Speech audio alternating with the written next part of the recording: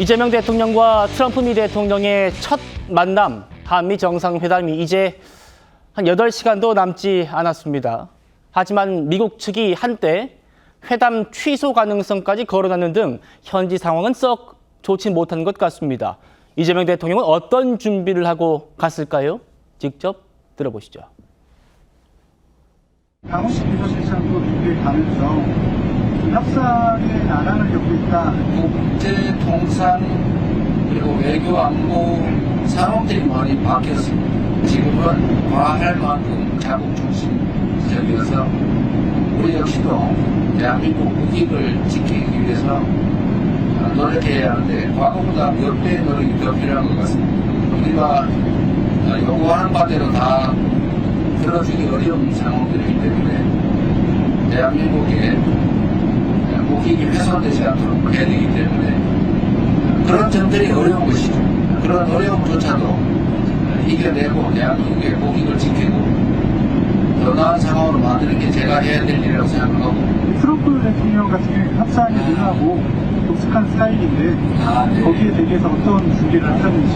트럼프 대통령은 자신이 어떤 방식으로 협상하는지 거래의 기술을 다 써놨더라고요.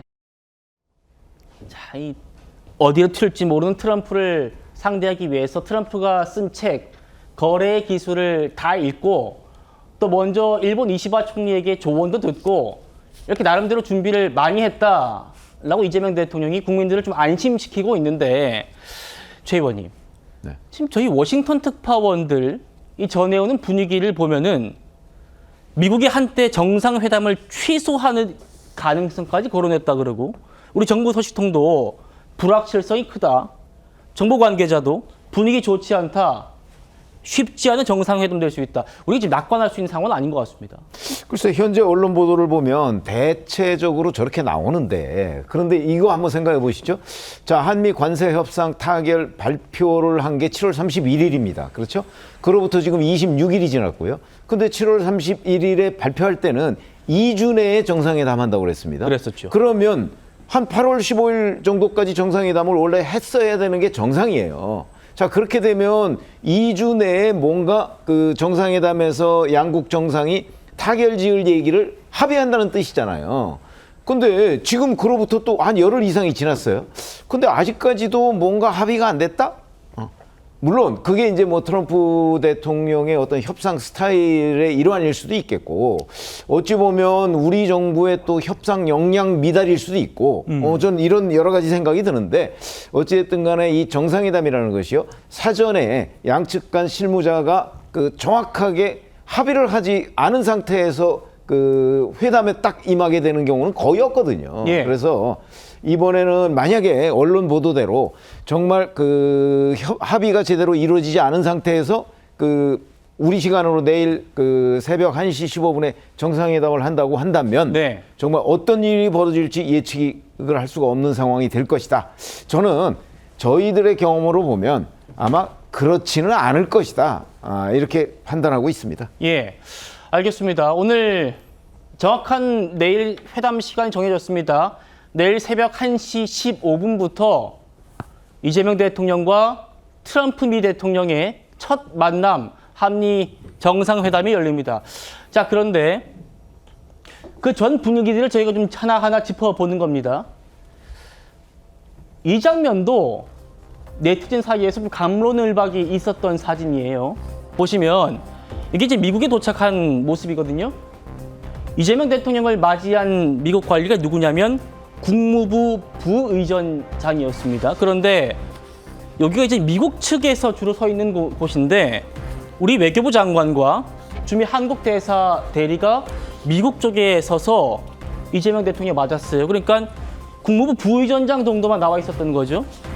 신범철 전 국방차관이 나오셨는데, 신 의원님, 그런데 일본에서 정상회담할 때 이 공항 내렸을 때의 분위기와 환영 인사와는 좀 느낌이 다르긴 해서요. 이거 왜 다른 겁니까? 뭐 의전 서열상 문제가 있다고는 봐요. 그러니까 사실 우리나라 같은 경우에도 외국 정상이 오면은 외교부 차관, 그러니까 지금 일본 화면에서 나오는 것처럼 외무성 부대신이 나왔죠.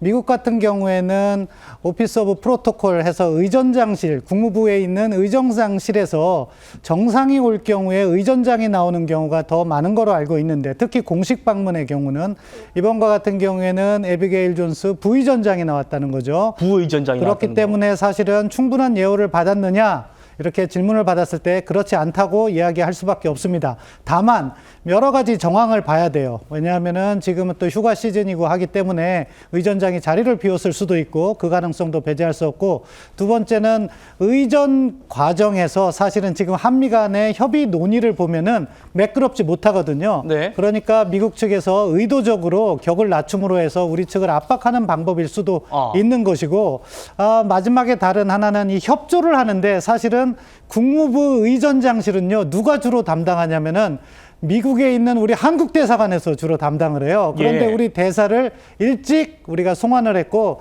강경화 전 장관께서 준비대사를 아직 취임을 안 했잖아요. 그러다 보니까 그런 부분이 매끄럽지 못했을 가능성, 세 가지 가능성이 다 있다고 보는데요. 아무튼 지금 의전 상황은 매끄럽지 못했다. 다만 그것이 우리의 협상 전략일 수도 있어요. 그건 무엇이냐? 우리가 이번에 가서 많이 주고 많이 받는 접근을 하는 것이 아니라, 이미 설명이 좀 됐습니다. 적게 주고 적게 받는 방식으로 접근을 했다면 미 측에서도 그런 부분에 대한 불만 표시일 수도 있으니까, 이거는 이따가 내일 새벽이죠.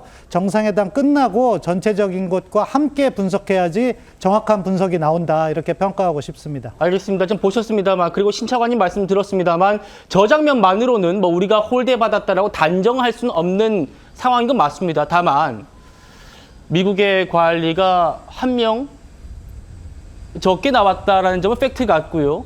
말씀하신 대로 보통 의전장이 나오는데 이 사람이 뭐 휴가 갔기 때문에 대한민국 대통령 맞이하지 못했다라는 건 좀 납득은 좀 안 되고요.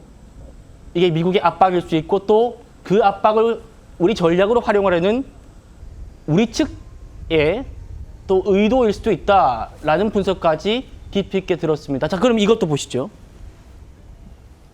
이재명 대통령이 이번에 미국의 공식 영빈관인 블레어 하우스가 아니라 워싱턴 DC 한 호텔에 묵는다는 것도 지금 논란입니다.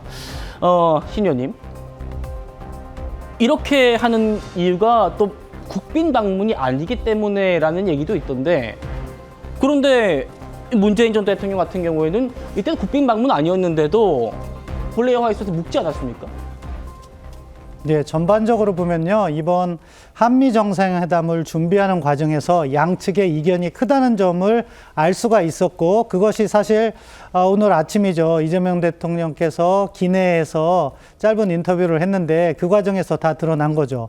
왜냐하면 이번 정상회담의 핵심은요, 결국 미 측에서 요구하는 중국 문제, 또 미 측에서 요구하고 있는 관세와 관련된 소고기나 쌀 문제, 이러한 부분에서의 협상에 진전이 있었다면 미 측에서도 의전적인 배려를 조금 더 친절하게 했을 것입니다. 그런데 그런 부분이 진전이 없는 것 같고, 그렇기 때문에 사실은 이틀 전에 조현 장관이 일본을 방문하지 않고 미국으로 날아갔던 것도 그런 부분에 있어서 추가적인 조율이 필요했겠구나, 지금 다 나타나고 있는 거죠. 그 과정에서 블레어 하우스까지 우리가 가지 못하게 된 건데요. 결국에는 이제 오늘 밤, 내일 새벽에 잘 나타날 텐데, 이러한 부분이 사실은요, 우리의 의도가 덜 주고 덜 받는 것이고, 그것이 트럼프 대통령과의 충돌로 이어지지 않고 매끄럽게 공동 언론 발표까지 나온다면은요, 이재명 정부의 접근이 나름대로 성공적이었다, 정부 측에서는 설명할 수가 있을 거예요. 물론 저 같은 사람이 보는 시각은 더 주고 더 받는 것이 우리 국익에 필요하다고 보는데, 이것은 관점에 따라 다르기 때문에 저는 정부의 접근도 충분히 존중받아야 된다고 생각하고, 덜 주고 덜 받는다는 접근을 했기 때문에 의전상으로 부족한 것이고, 다만 그럼에도 불구하고 그러한 접근이 성공적이었다고 평가받기 위해서는요, 공동 언론 발표문이라든가 이런 부분에 있어서 우리의 입장이 반영된 것이 미국의 입장에서도 나타나서 발표가 돼야 되는데, 만약에 그런 부분까지 연결되지 못하고 공동 언론 발표도 안 나오고 정상회담 과정에서 불협화음이 노출됐다면은 이것은 협상 전략 자체에 실수가 내재될 수도 있다. 그렇기 때문에 내일 새벽에 나타나는 그 공동 언론 발표가 있는지, 또는 12시 15분에 트럼프 대통령과 이재명 대통령께서 오벌 하우스에 앉아서 어떠한 대화를 하는지, 그런 부분이 매우 중요하다고 생각을 합니다. 그 오버하우스에서 언론들이 다 있는데, 기자들 다 있는 데서 트럼프 대통령이 뭐 남아공 대통령이나 뭐 젤렌스키 대통령을 얼마나 또 결례를 했는지 우리가 봐왔기 때문에 지금 그 상황이 좀, 전 국민의 한 사람으로서 좀 조마조마한 사실이거든요. 계속해서 한번 얘기해보죠. 이 블레어 하우스요. 이 공사 중이라서 이재명 대통령이 못 간다라는 얘기도 있던데, 근데 또 다음 주에, 당장 다음 주입니다. 미국의 폴란드 대통령이 가는데, 폴란드 현지 보도를 보면은 다음 주에 폴란드 대통령은 또 블레어 하우스에 묵는다라는 보도가 나왔단 말입니다. 실제로 공사 중인 게 맞는 건가요? 공사 중일 가능성이 매우 낮다고 봐야겠죠. 뭐 공사가 딱 이번 주말에 맞춰서 끝난다면 그러게요. 그것도 맞는 말이 될 수 있겠지만 지금 블레어 하우스가 뭐 특별히 공사 중이라는 것이 언론에 알려지거나 한 건 아닌 것 같아요. 그렇기 때문에 그 설명에 대해서는 공사 중일 수도 있고 아닐 수 있다는 가능성은 다 열어둬야겠지만, 지금 폴란드 대통령 초청 부분과 관련해서는 공사 중이라는 그러한 견해가 약간 설득력을 얻기가 어렵다고 보고요. 폴란드 같은 경우에는 지금 미국도 필요로 하는 부분이 많아요. 지금 미국이 우크라이나 전쟁을 종결시켜야 되는 과정에서 폴란드 같은 경우에는 우크라이나의 후방 국가고, 만약에 전쟁이 지속된다면 폴란드의 역할은 매우 중요하거든요. 그런 측면에서 예우를 했을 수도 있고요. 다시 한번 말씀드리지만 사실 의전 문제라는 것은요, 이 의전이 본 협상에 영향을 미치는 부분이 있고 영향을 받는 부분이 있기 때문에 중요하다고 생각하고, 예. 우리 정부가 협상 자체를 제가 아까 말씀드린 것처럼 덜 주고 덜 받는 접근을 했다면은 의전상 소홀함은 우리가 각오를 하고 가는 것이다. 이 점도 정부가 솔직하게 설명을 나중에 한다면 전혀 문제될 게 없는 거라고 봐요. 그리고 중요한 것은 과연 우리의 접근이 통했는가 하는 것이 공동 언론 발표문이나 트럼프 대통령과의 정상회담에서 잘 나타나면 되는 것이고, 만약에 그것을 관리하지 못했다면은 협상 전략 자체에 오점이 있었다 하는 평가를 받을 수밖에 없다. 따라서 지금이라도 사실은 시간이 많거든요. 정상회담은요, 정상회담을 하면서도 문안 협조를 하는 경우가 종종 있어요. 예. 그렇기 때문에 우리가 미국과 아무래도 동맹국이기 때문에 이 매끄럽게 정상회담을 마무리하는 것이 향후 우리가 대중 정책이라든가 대북 정책에도 긍정적인 효과를 가져올 수 있기 때문에 예. 매끄럽게 마무리를 잘 하는 노력이 지금도 이루어지고 있기를 기대합니다. 알겠습니다. 외교만큼 의전이 중요한 것이 또 국방 분야고, 우리 국방부 전 차관을 지낸 신범철 세종연구소 수석위원회 말씀 듣고 있습니다. 자, 지금까지 보신 이 의전과 관련된 얘기들, 이런 것들이 모두 우리 이재명 대통령을 압박하려는 트럼프 대통령의 전략이다, 이런 분석도 분명히 나오고 있습니다. 외교 소식통 얘기해 보시죠. 미국의 압박 수위가 예상보다 매우 거세다. 정상회담에서 대미 투자와 관련해서 확실한 걸 받아내겠다는 게 지금 미국의 분위기라는 겁니다. 자, 그러면 미국은 우리한테 뭘 얻어내고 싶고 우리 정부는 뭘 지켜내고 싶은 건지 그 쟁점 세 가지 짚어보겠습니다. 먼저 방금 외계 소식통도 얘기했지만 3,500억 달러 우리가 미국에 투자하기로 했잖아요. 여기에서 직접 투자 비중을 트럼프는 확대하겠다라는 거고, 우리는 직접 투자 비중은 5% 이내로 내리겠다라는 부분이 있습니다. 자, 그리고 두 번째, 농축산물 개방. 미국은 쌀과 소고기 개방을 압박하고 있는데 우리는 좀 불가하다는 거. 이재명 대통령 오늘 이 농축산물 추가 개방은 협상의 여지가 없다라고 못 박았거든요. 그 목소리부터 들어보시죠. 지난달 타결된 바르셀 협상에서 다행히 농축산물 부분이 빠졌는데요. 여전히 그에 대한 미국 측의 요구가 있는 것으로 알려졌습니다. 근데 이에 대한 우리 정부의 입장이 이것을 절대 내어줄 수 없는 영역이라고 계속 보시는 건지, 아니면 자동차 관세 같은 걸 15%에서 다소 낮출 수 있다면 협상으로 활용할 수 있는 카드로도 볼 수 있는지. 우리의 기본적인 입장은 이미 큰 합의를 미국 대통령이 직접 발표했고, 한국과 미국 대통령이 상호 승인해서 그 내용들이 정해졌는데, 더 일방적으로 바꾸자고 하는 것을 저희가 쉽게 바꾸자니까 좀 바꾸겠습니다 할 수는 없는 노릇 아닐까 싶습니다. 한번 한 합의를 그렇게 쉽게 피부가 바꾸는 것은 그리 바람직하지는 않다라는 게 우리 생각입니다. 신 의원님, 농산물 시장 개방 분명히 이 트럼프에 이어서 트럼프 백악관 대변인도 그냥 농산물이 아니고 쌀 시장에 대한 역사적인 개방이 있다 이렇게 구체적으로 브리핑까지 했단 말입니다. 이거 어떻게 될 거라고 보십니까? 뭐 일단 우리 정부의 발표를 신뢰하는데 미국 측에서는 계속적으로 압박을 하고 있다. 저는 그렇게 평가를 하고요. 방금 전에 이재명 대통령께서 외교적으로는요, 일종의 배수진을 먼저 치고 가신 거예요. 저는 저게 조금 이르지 않나 하는 개인적인 생각을 우리 합니다. 카드를 먼저 좀 공개하는 것이다. 왜냐하면 절대 이게 만약에 상황에서 말을 바꾸게 된다면 대통령께서 이미 말씀을 하셨기 때문에 부담이 너무 큰 거죠. 그렇기 때문에 저는 이번에 농축산물 부분 이것이 최대 쟁점이 될 수밖에 없다. 왜? 우리는 안 된다고 대통령께서 이미 말씀을 하셨기 때문에 트럼프 대통령이 오버오피스에서 그 부분을 가지고 이제 나왔을 때 우리가 대처하기가 매우 곤란해진 점이 하나가 있어요. 예. 저 부분은 이제 뭐 아무튼 실무선에서 추가 개방을 하지 않는 대신에 투자를 확대하거나 투자 부분에서 미국의 요구를 들어주는 방식으로 넘어갈 수는 있는데 저것으로 인해서 어떻게 양 정상 간의 불협화음이 언론에 노출되는 것은 바람직하지 않다고 생각합니다.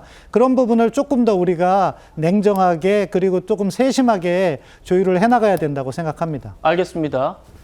3,500억 달러 대미 투자 펀드, 미국은 이거 직접 투자 확대 받겠다. 농축산물 추가 개방시키겠다. 그리고 어떻게 보면 사이즈는 이게 제일 클 겁니다. 방위비 분담금, 한국 지출 증액, 안보 비용을 늘리도록 하겠다. 이 얘기들을 오버오피스 만약에 언론 앞에서 트럼프 대통령이 공개적으로 제기한다면 이재명 대통령은 어떻게 대응할지 이것도 관전 포인트가 될 겁니다. 자, 이렇게 지금 엄중하고 정말 미국의 압박이 거센 상황인데 그래서인지 대통령 비서실장까지 미국으로 날아갔습니다. 이렇게 되면 우리 대통령실의 3실장이 모두 국내를 비우는 이례적인 상황이 벌어진 겁니다. 들어보시죠. 한 사람이라도 더 만나고 한마디라도 더 설득할 수 있다면 당연히 가야 된다고 생각합니다. 구체적인 내용과 일정에 대해서 말씀드리지 못함을 양해 부탁드립니다.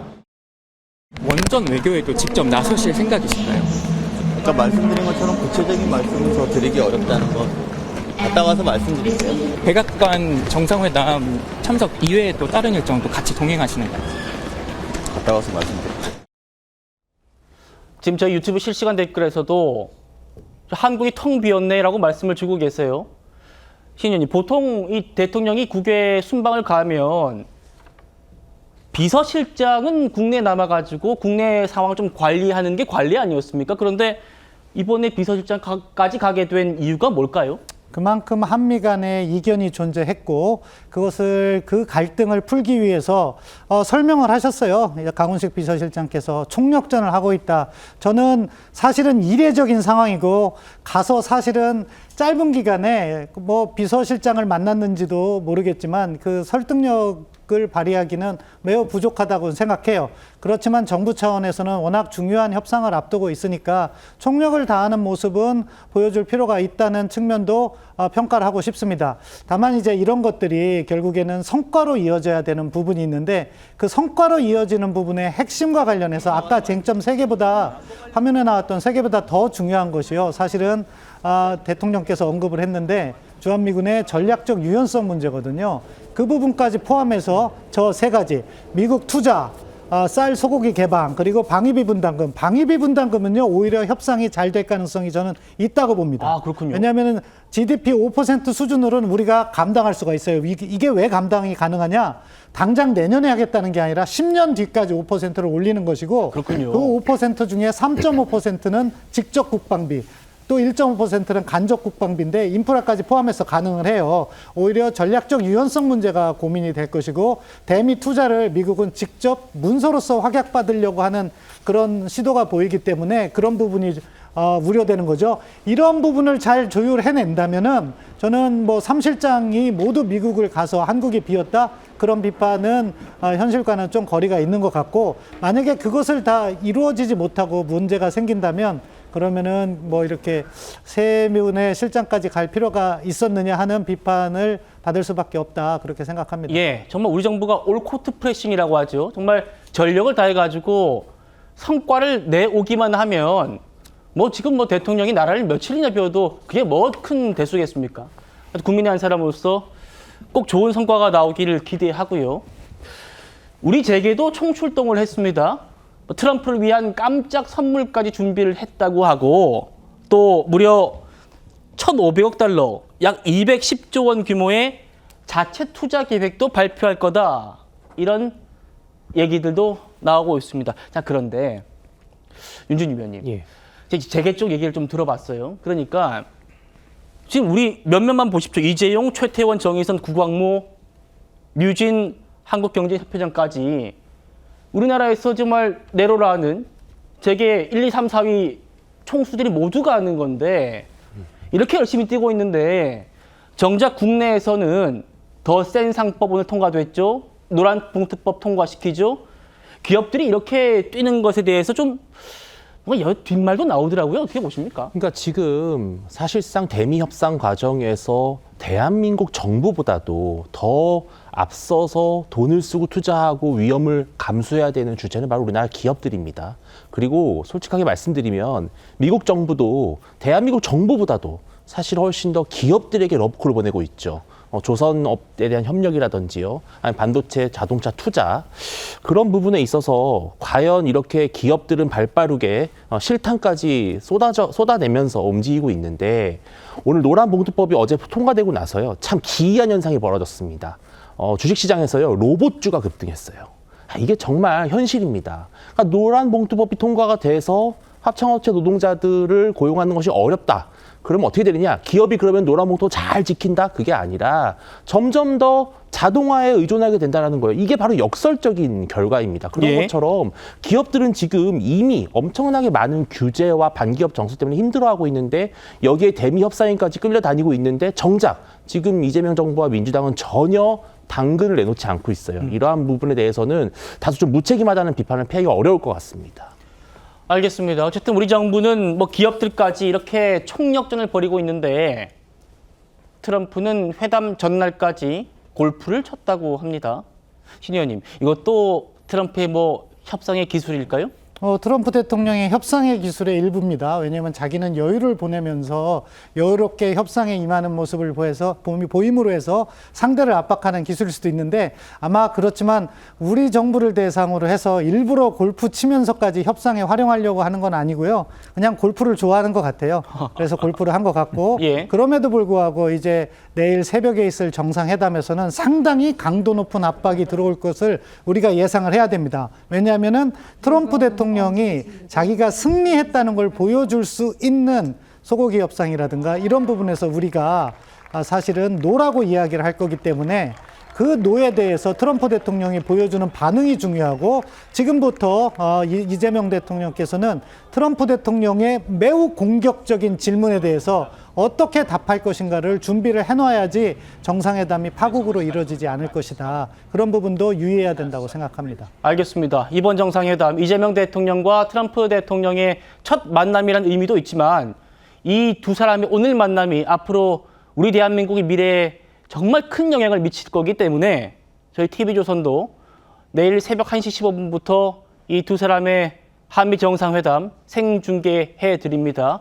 내일 정치다에서 제대로 분석해 드리지요.